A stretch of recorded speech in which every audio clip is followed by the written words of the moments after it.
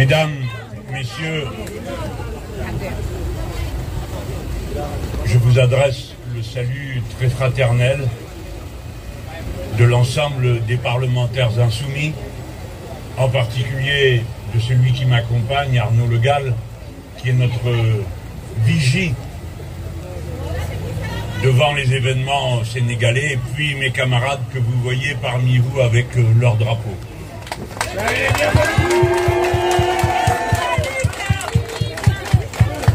Sachez que nous nous associons pleinement à votre deuil, connaissant le prix qu'a été payé sur place la volonté démocratique des Sénégalais du fait de la répression qui s'est abattue sur eux. Le Sénégal, à cet instant, occupe une place singulière dans notre esprit qui est la singularité du Sénégal lui-même et de sa participation à l'histoire africaine et singulièrement à l'histoire universelle, car vous le savez, vous avez de nombreuses raisons d'être fiers de votre patrie, compte tenu des messages qu'elle adresse à l'humanité universelle. Aujourd'hui, nous sommes ici dans une action symbolique au pied de la statue de la République, République qui représente un idéal commun, qui n'a pas de nationalité. C'est l'appartenance à la chose publique, où c'est le peuple qui est souverain et lui tout seul, à l'exclusion de tout autre pouvoir qui le surplomberait. Le peuple, sa souveraineté, la loi. Voilà de qui nous sommes aujourd'hui les avocats. J'ai dit une démarche symbolique. Mais c'est précisément parce qu'elle est symbolique qu'elle va avoir cette portée. J'en suis certain en voyant les vidéos qui sont en train de se faire à cet instant même. Après les paroles du député des Sénégalais de l'étranger, que nombreux seront vos compatriotes qui s'associeront avec le délai de la transmission à ce que nous sommes en train de faire à cet instant, plus tous ceux qui n'ont pu aujourd'hui se libérer pour se trouver avec nous. Mais nous sommes assez nombreux pour que cela se remarque et que l'on comprenne la force, la puissance, la profondeur de l'indignation qui nous anime tous. Mesdames, Messieurs, il y a déjà quelque temps que je me fais un honneur de me tenir aux côtés d'Ousmane Sonko lorsqu'il a commencé la bataille qu'il a engagée. Et à cet instant, je sais aussi que ce que nous représentons ici, ce sont toutes les oppositions démocratiques sénégalaises dans leur diversité. Et il est bien que ce soit ainsi. Car vraiment, le Sénégal est bien le pays dont on ne pensait pas qu'il verrait un jour une telle façon d'agir se mettre en œuvre. De quoi est-ce que je parle? De cette affreuse mode qui a pris les puissants d'utiliser la justice pour régler des comptes politiques. Et non seulement pour faire condamner des gens qui, au fond, n'ont commis d'autres crimes que d'avoir une vision particulière de leur intérêt national, comme c'est la règle normale dans toutes les démocraties du monde. Il faut que ceux qui sont au pouvoir se fassent à l'idée que désormais les peuples sont majeurs et que le devoir des oppositions est de s'opposer pour que les citoyens puissent, le moment venu, opiner d'un côté ou de l'autre selon ce qu'ils auraient entendu. Les oppositions qui ne s'opposent pas ne servent à rien et ne remplissent pas les fonctions qui sont attendues d'elles dans une démocratie, qui est de permettre de réfléchir.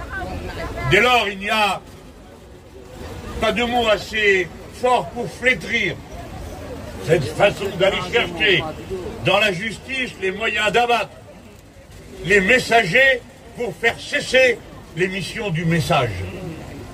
On a pour cela d'abord recouru à la diffamation judiciaire. Au Sénégal, comme dans d'autres pays, il faut bien le dire. Accuser Ousmane Sonko de viol a permis une propagande infamante qui a duré pendant des semaines et qui s'est propagée parmi tous les benets qui trouvent intelligent de répéter la dernière rumeur qu'ils ont entendue oubliant que le principal canal de la diffamation, c'est la stupidité et la manie de répéter sans arrêt ce qu'on a entendu sans rien vérifier.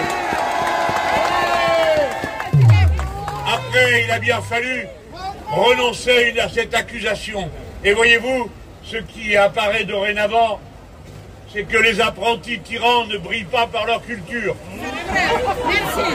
Avoir accusé Ousmane Sonko d'être un corrupteur de la jeunesse est en vérité une décoration qui lui a été attribuée.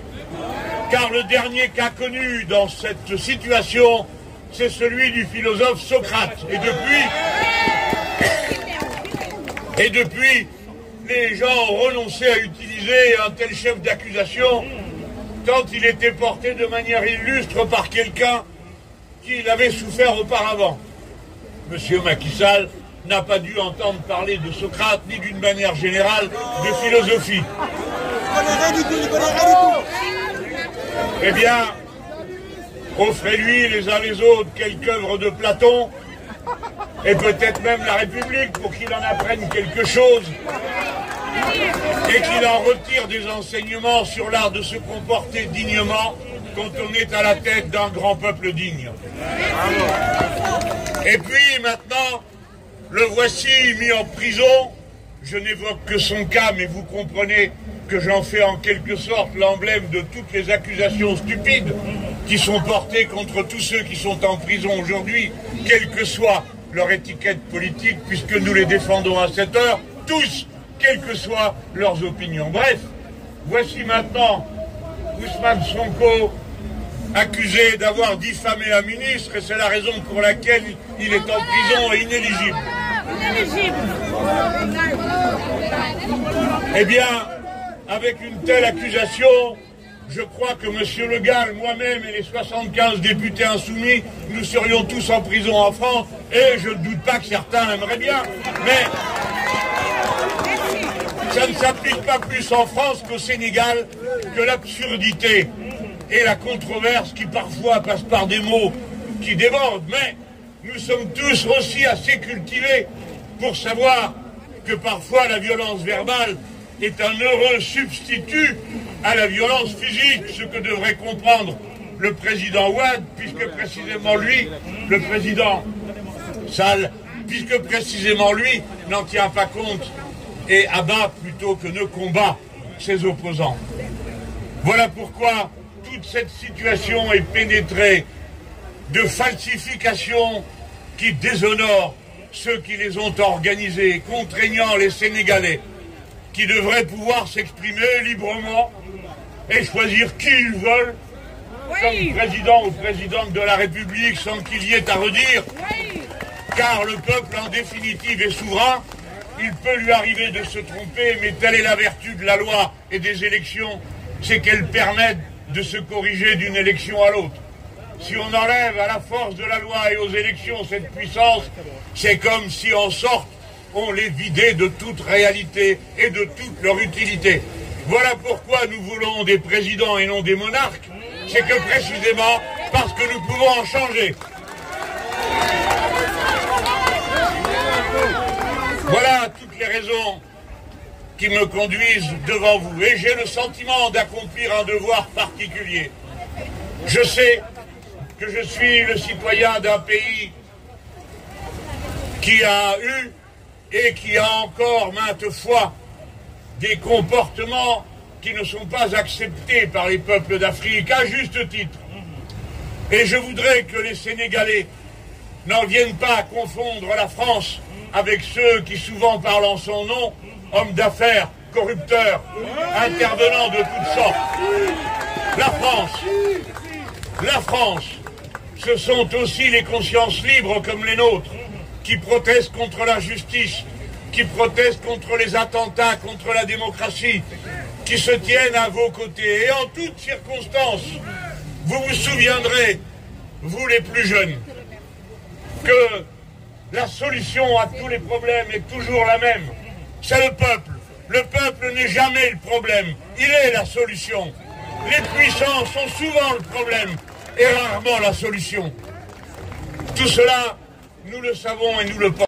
convergence des opinions publiques se fasse, qu'on voit qu'à Paris, on se passionne pour la démocratie sénégalaise, comme je suis sûr que vous-même, vous vous passionnez pour la démocratie française. Car les peuples et leurs manifestations en faveur de la démocratie, les peuples sont ceux qui portent à bout de bras les droits qui constituent l'humanité.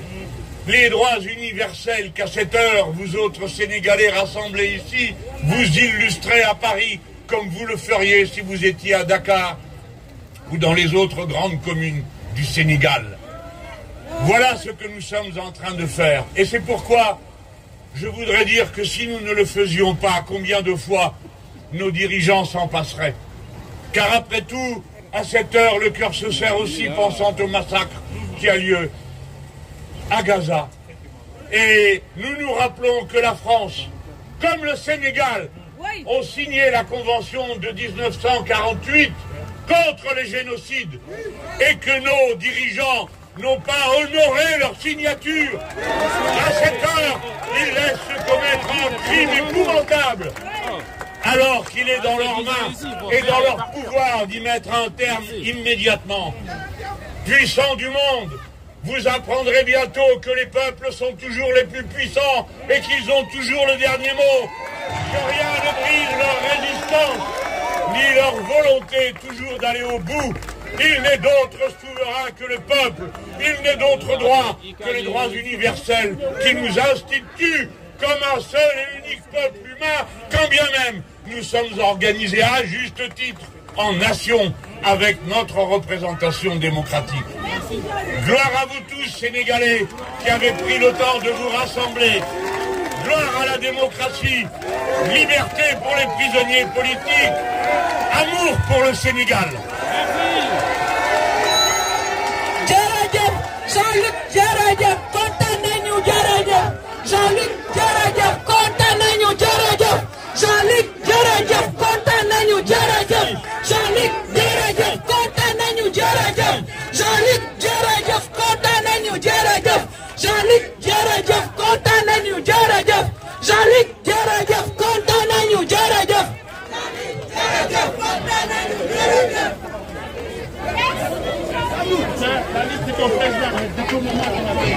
Merci beaucoup.